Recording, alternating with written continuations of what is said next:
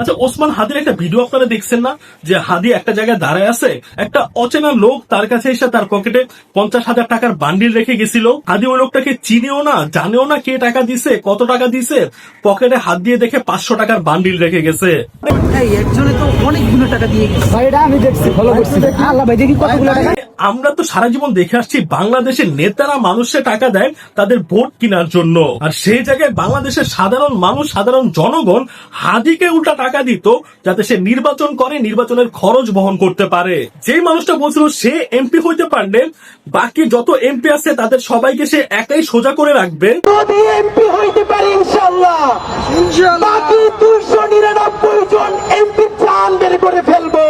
মানে ভাই সিরিয়াসলি আমি হাদির মাধ্যমে বাংলাদেশের পরিবর্তন আশা করছিলাম। ভাবছি যে মানুষটা এই দেশের রাজনীতি পরিবর্তন করে মানুষের ভাগ্য পরিবর্তন করবে, তাকেই তারা বাঁচতে দিল না। কোনো একটা বুলেট এসে আমার বুকটা হয়তো বিদ্ধ করে দিয়েছে। হাদি ভাই যেমন মৃত্যু চাইছে ঠিক তেমন শহীদের মৃত্যু সে পাইছে। আমি শহীদ হয়ে গেছি। সত্যি কথা বলতে ভাই এই দেশের রাজনীতির উপর এখন ঘৃণা এসে পড়ছে।